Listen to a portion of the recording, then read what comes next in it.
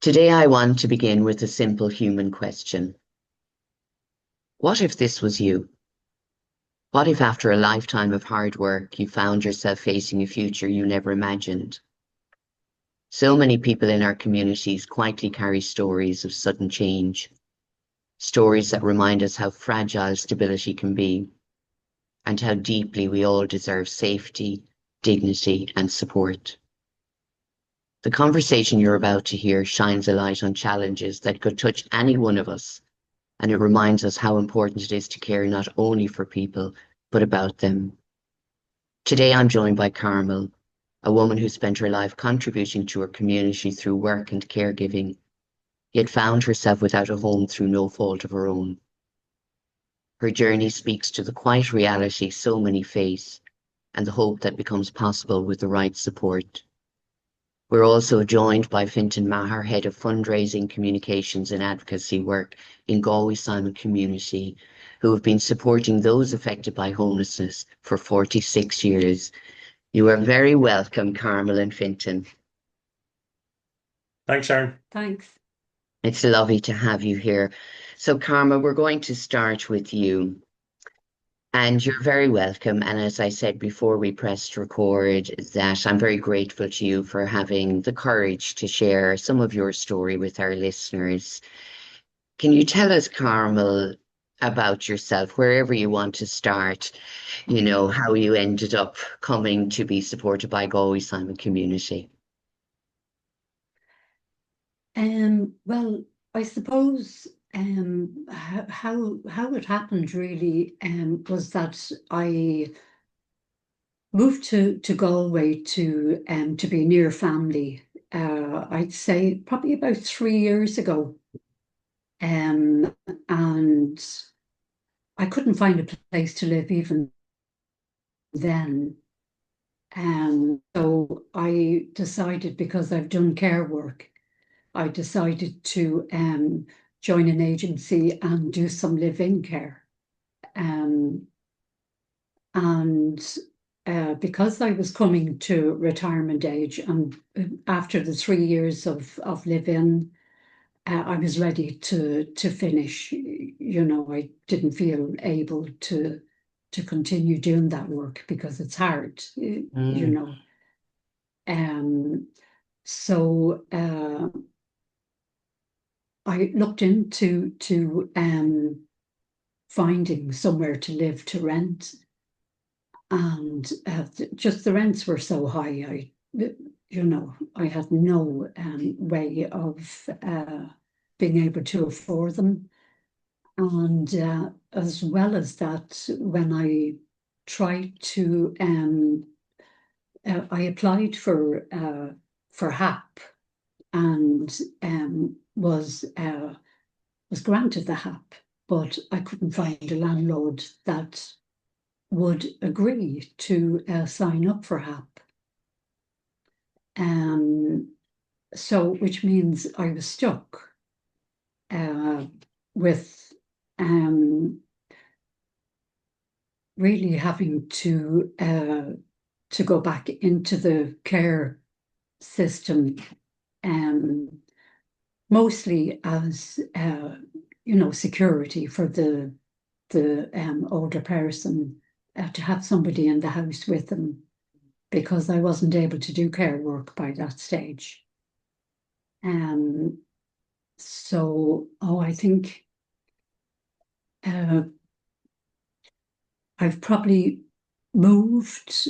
I can't even remember now how many times I've moved, because I've just moved recently into accommodation with the Simon Community. But before that, I'd been somewhere else for 2 months. And then before that, it was another 3 months, I think. And then before that was another 2 months. So I've moved quite a few times just to be able to have somewhere to sleep, So by the last one, I kind of I couldn't do it anymore. It was just too exhausting. physically, mentally, emotionally, like I was just exhausted.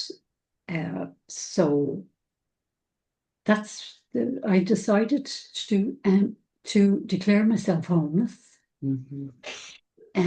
but was refused to go on the list. So that's when that's a year, more than a year ago.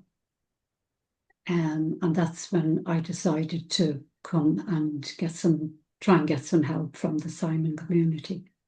Wow. Well done, Carmel. Well done. You know, I want to say it's shocking, first and foremost. And I remember talking to Fintan and some of his team not so long ago. And it did shock me then when he said, you know, that a lot of people in retirement now, the numbers were increasing, that were facing the threat of homelessness. And it's something people don't think about. You've worked all your life, you're coming to retirement age, and the security of a home is not guaranteed anymore, which is really frightening. And I think it's something people are not fully aware of. They think of young people, they think of, you know, families maybe not being able to pay rent. But we think by the time we end our working careers and we come to retirement, that we're easing into a life of relaxation and rest after everything. And in your case, Carmel, the stress and the fear increased Yeah. because the uncertainty of having a roof over your head. Were you afraid, Carmel, that no one was seeing you before you contacted Galway Simon Community?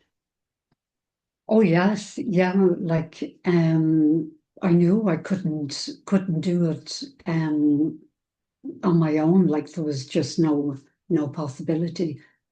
Um, and yeah, I thought, I really have to do something now. This can't, it couldn't continue because uh, I know I would have gotten sick. You know, and yeah, like going to the council, the county council or the city council, it's kind of like, well, what do you expect us to do? Or, there's a huge waiting list. Um, so yeah, it was scary. Yeah. Um, yeah, I knew I was going to need help. I knew I wasn't going to be able to do it myself. So Mm, that's what brought me to the community. great. And how did you hear about Galway Simon Community, Carmel? Well, I suppose I've known about it for a while, and the main thing would have been probably the charity shop. The way you go in and out of charity Yes. shops to have a look. Yeah. So that would have been probably the first time, a couple of years ago, that I would have come in to have a look. Mm, Uh, so that was probably my first introduction to mm, the community, to the Simon community. And then, like when I was in Dublin, uh, Focus Point, like I yeah. used to donate to them. Um, so like I've always been aware of homelessness. With my background, there's more of a possibility of being homeless. So and it's happened to me a couple of times Mm, over the years. Um, but this is the first time like that I've really got any kind of support. So yeah, it would have been the charity shop that kind of made me look and say, oh, this is here. I didn't know I was going to have to come back and ask for help, but mm, um yeah, and they would have seen, like the sleep outs yeah. advertised, and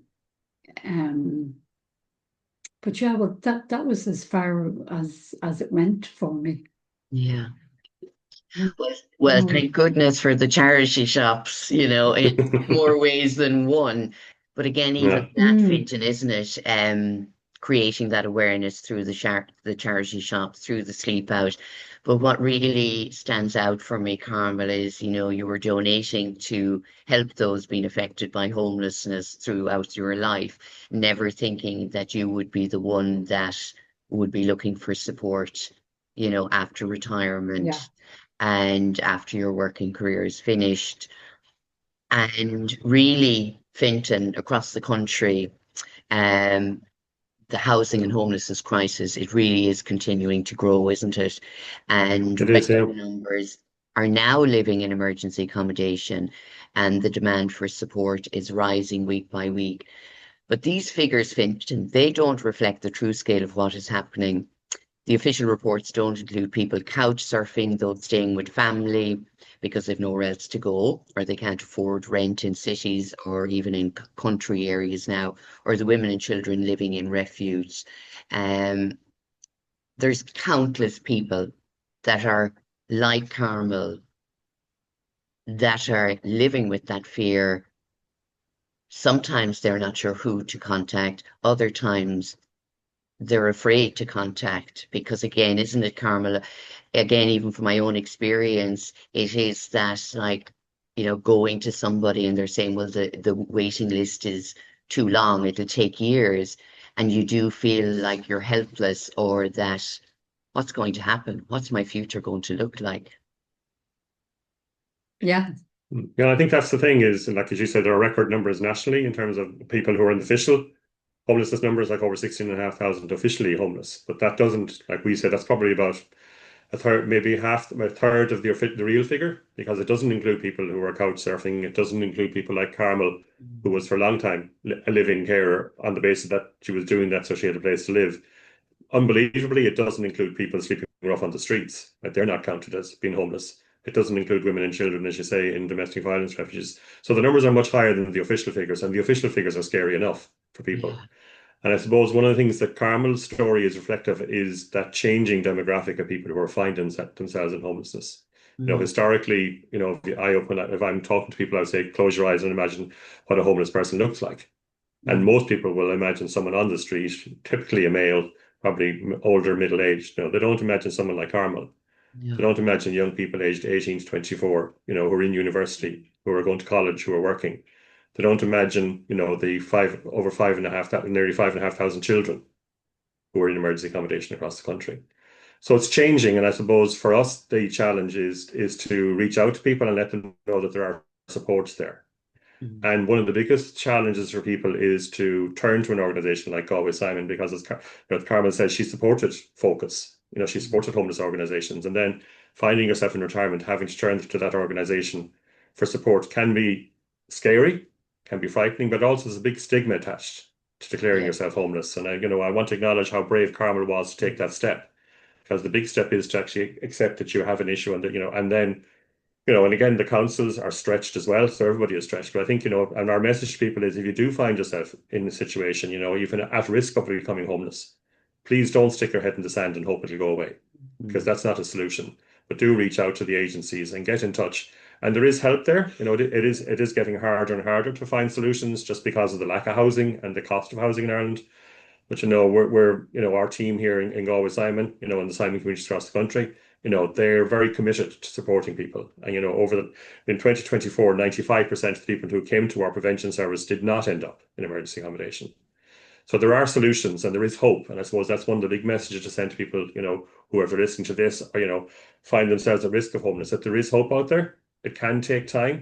So Mm. do get in touch, as early as possible. Like if you do receive a notice if your landlord is thinking about selling, if you get any inkling that you may be heading into difficulty, reach out as soon as possible. Because the sooner you reach out, the more that can be done. And the sooner, because like a lot of people find it very stressful. Mm. When people go through life if they're working, they never have to get engaged with the homeless services. And as Carmel found, when you do go to the local authority, it can be very challenging to Mm. find your way through the maze, of the paperwork and all, being referred to this person and that person. And that's what a lot of our work is kind of supporting people to get their entitlements. As Carmel said, like she was approved for HAP, which is the housing assistance payment that you get from the local authority. But again, a lot of landlords won't accept HAP as a payment because they can get more from the private sector where people aren't paying HAP. So again, it's helping people through that and, helping people to find out what their entitlements are and then supporting them to get their entitlements and then helping them, as we've done with Carmel, to find a place to live. That's, and as we say, our vision is that everyone has a place that they call home, whatever that may be to them. And we all have a different view of what our home may be. Some people want to live alone, behind closed doors and have don't have anything to do with others, whereas other people want to live in a more communal setting where they have other people. So that's our work is very much trying to deliver that for individuals. But it is getting more and more challenging. There's no doubt. Like, the rents that keep going up. There's not enough social housing being built. So there are many challenges out there. And I suppose Carmel is an example of the growing number of people who recently we held a conference, people who are retiring into homelessness. So people who've been working all their lives have been, renting privately, could afford to pay the rent because they have an income.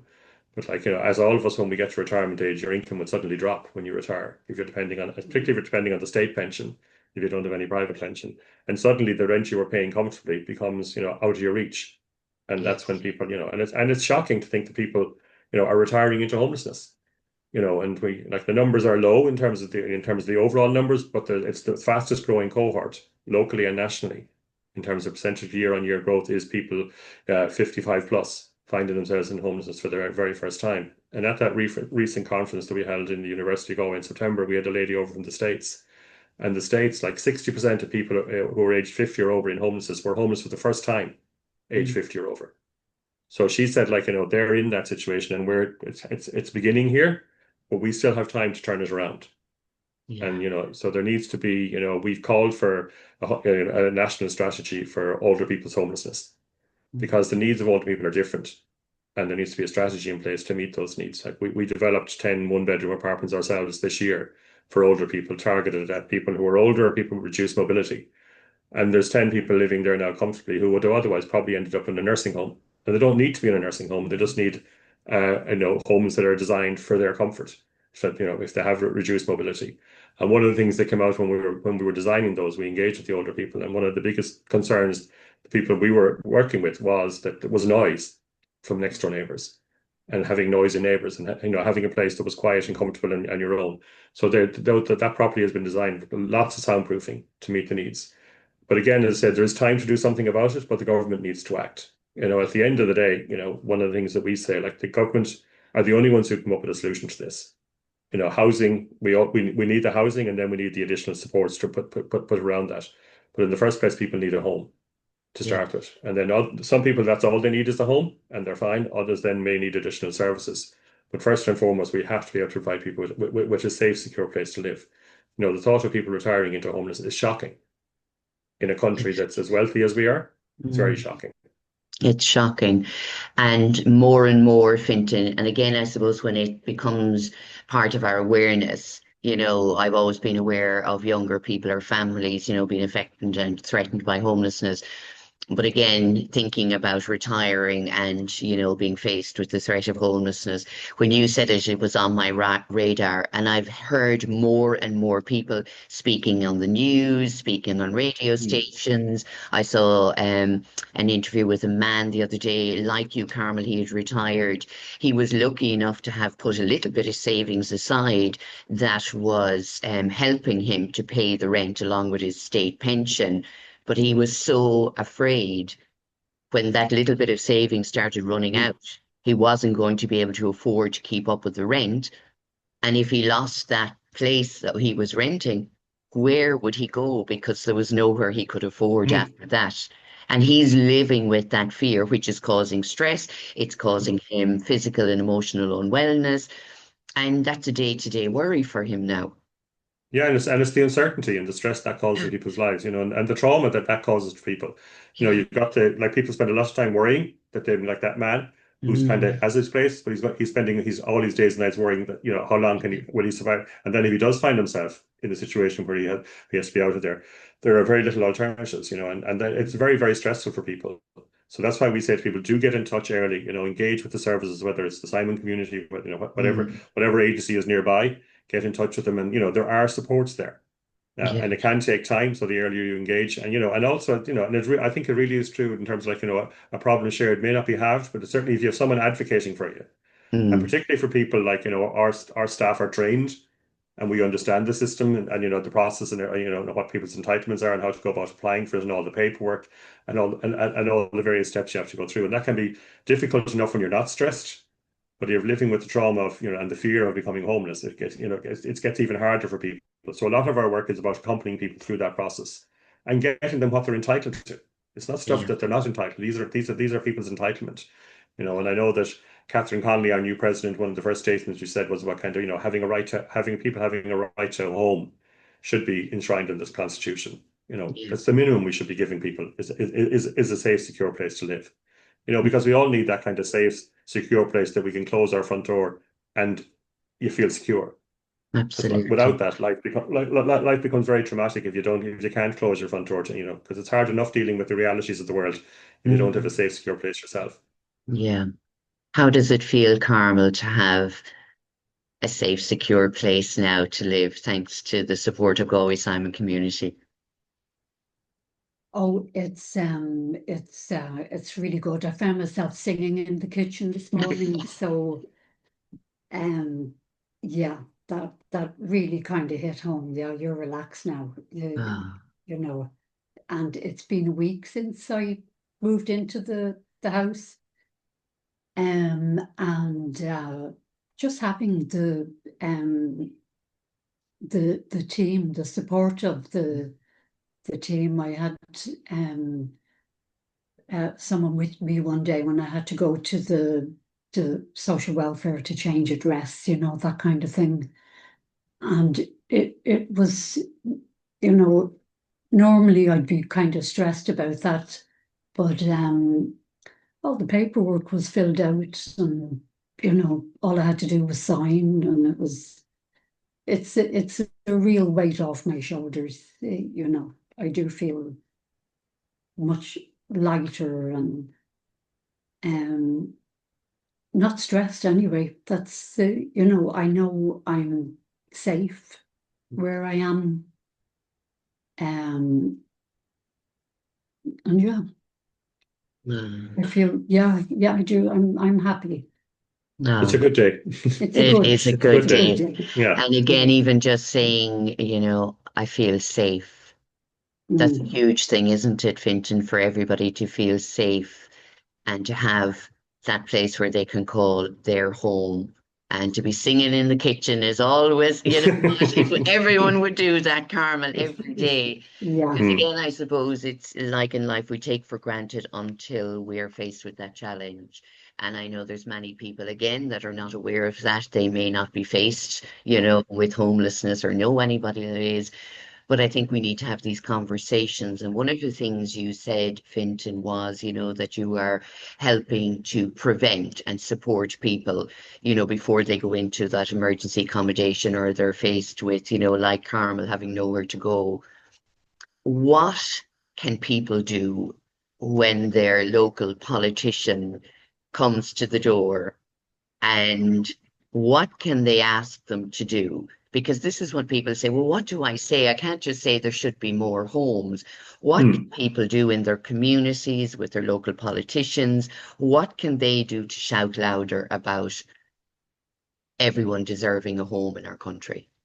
Well, I think it's just that it's having that conversation and and saying to your local politician when they come knocking on your door. Now they're not going to be around for another 4 years from a national point of view, but I suppose there will be local elections. And now we will have in Galway we will have an election in sometime in the not too distant future. Now that Catherine Connolly has become the president, to replace her. But it's asking them what their plan is Mm, in terms of social housing, and particularly social housing, yeah, because that is the only solution really. Is that if people like Carmel, who's like, she's entitled to social housing, but it's just not available.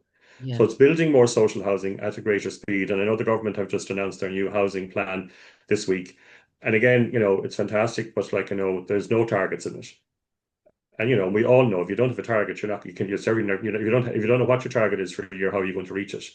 yeah. So it is, and they're saying they're putting more and more money into it, but it needs a whole of government approach to this. Mhm. We always say, like, if you think of what happened during COVID, which was a crisis and was recognized as the crisis it was.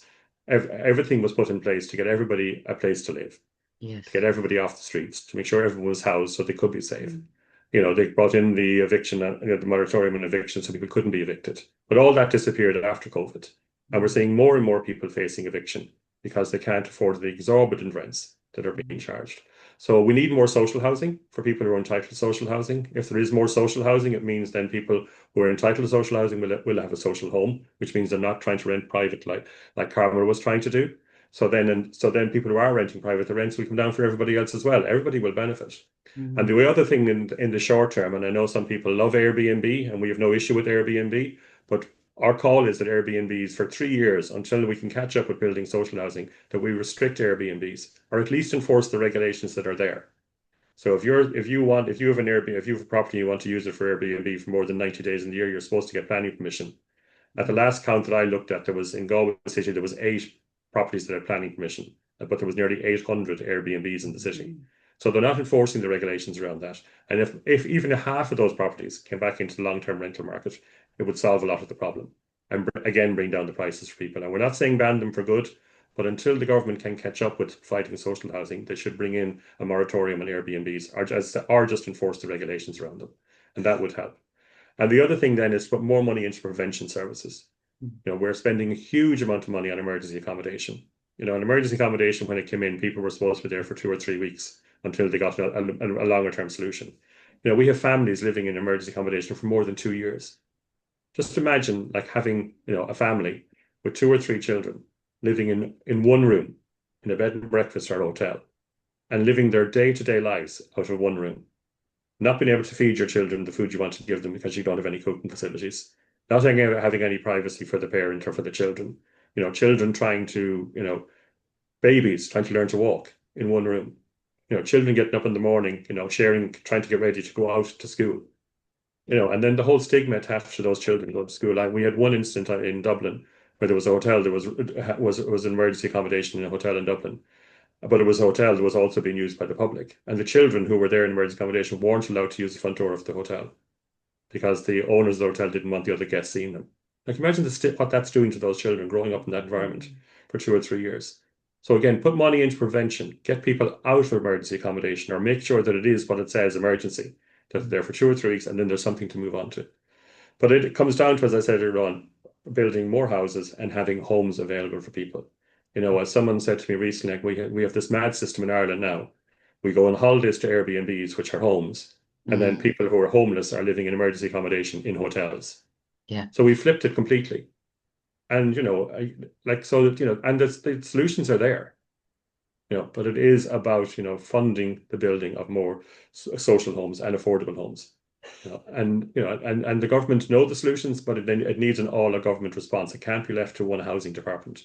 It needs all of government. The Taoiseach needs to take it on and treat it as a crisis. It is a crisis. Like we have 16,500 people, the official figures. The real figures probably is much higher, as we said earlier on. 16,500 people living in bed and breakfast accommodation, day after day, night after night for 2 or 3 years. Children growing up in that environment. It's a shocking indictment of a society that's allowing that to happen. But the solution lies with government. We and all the other agencies out there to do what we can do. But it really it needs an all of government solution. It needs a crisis response.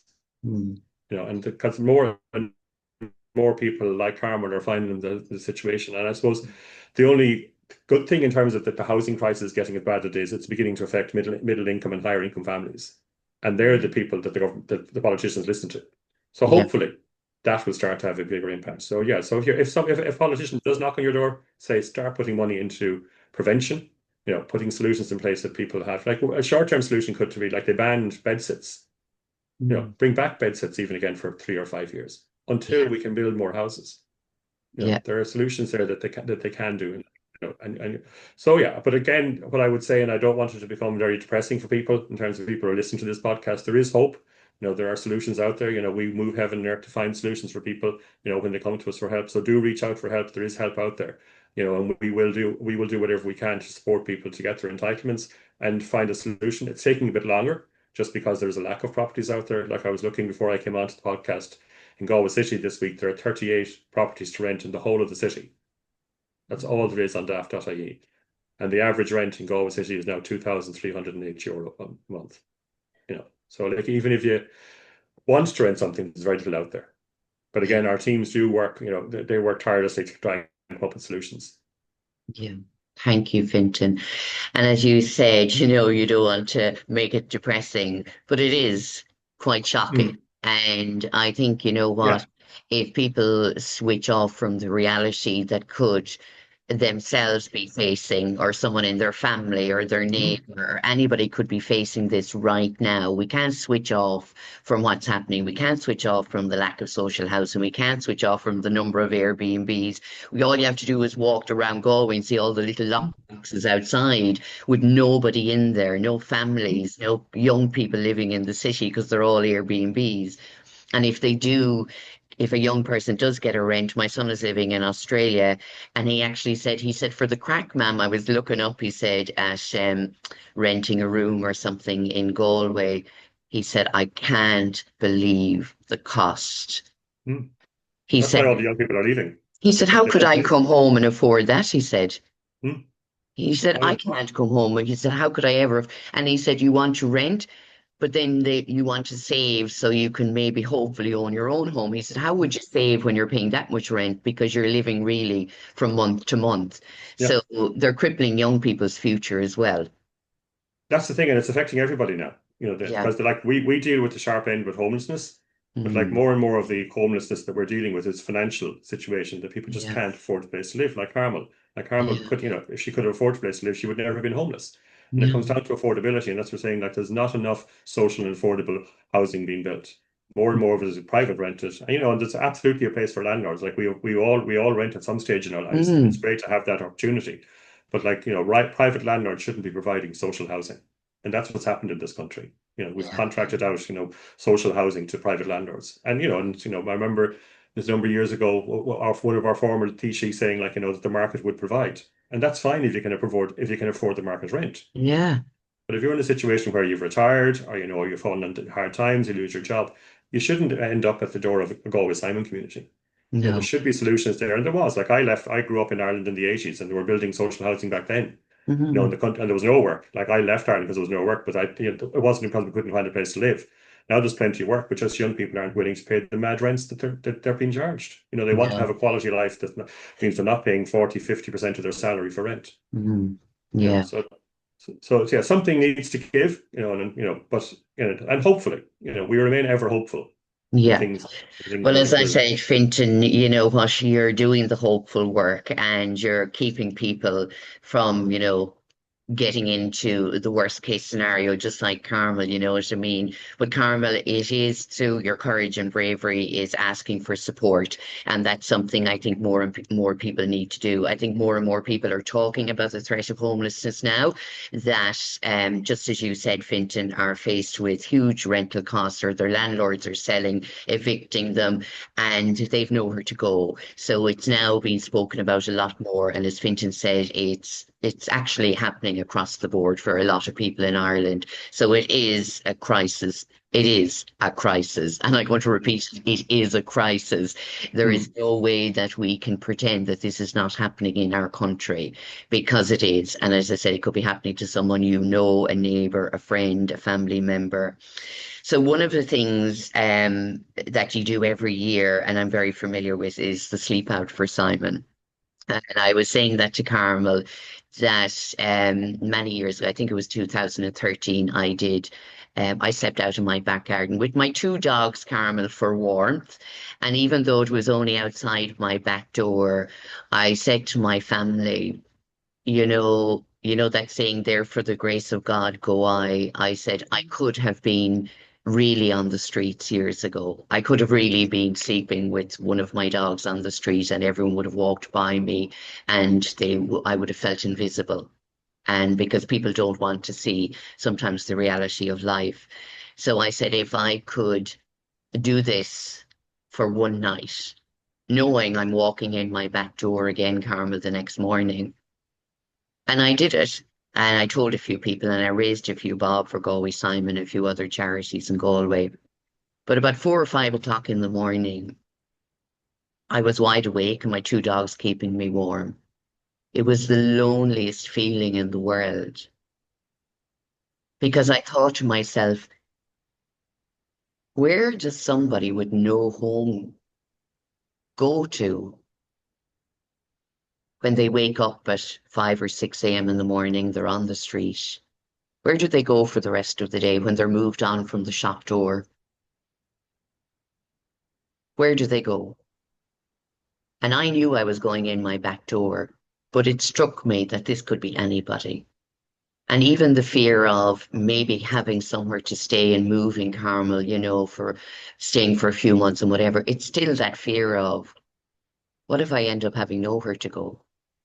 What if there's nobody that'll listen to me? What if nobody sees me?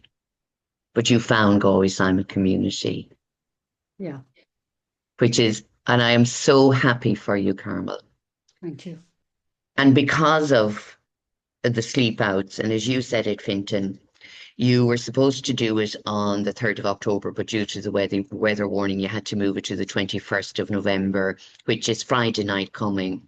And you lost some of your volunteers because they were going to do it in October and they couldn't do it in this date. But the funds that you raise from the Sleep Out are for Essential Fund, which enables you to support people experiencing food and fuel poverty. Now, I want you to listen to that again, everybody that's listening. Food and fuel poverty. Because some people that are paying rent will have to put their money into the rent, but they may not be able to put food in their presses, or they may not be able to have fuel to keep them warm because they're trying to keep the roof over their head. That is the threat of homelessness. So you could have a family living down the road from you, and the parents sometimes go without so they can give it to their children so they can pay their rent at the end of the week or the end of the month. That's shocking to me. Again, more shocking. So the sleep out that's happening on the 21st of November, it's in Shop Street and there's a few schools doing it as well. And there isn't the numbers maybe this year, Fintan, that you've had in other years, and that will affect your funding. But for me, it's about the awareness and about people that want to get involved. And if you can't sleep out, you can donate. And it's everybody is struggling financially. We always are struggling in some shape or form with finances because there's always something to pay.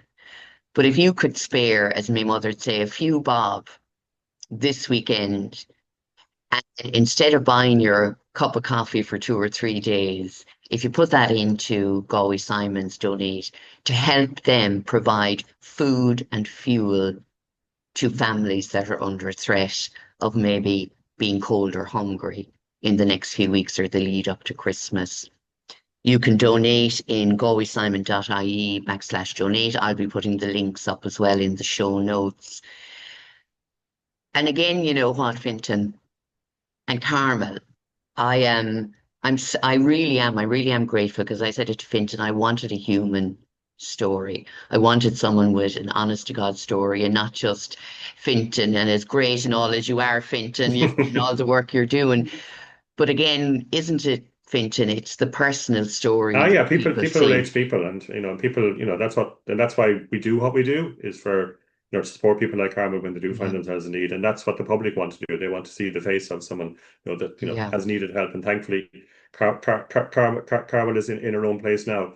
But unfortunately, there are more and more Carmels coming along, yes. and we know that. And as you said, there are more and more families who are having to make the decision to pay the rent, and then don't have the money for to heat the home or to put food to put food in the fridge.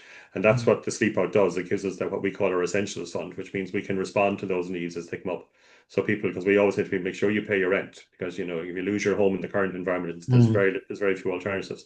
So prioritize paying your rent, and we can help with the food and the fuel. But again, we can only do that on the back of the public support. And as you say, like mm, unfortunately, the sleep out this year has been impacted because we don't have as many people doing it as was originally planned on the 3rd of October.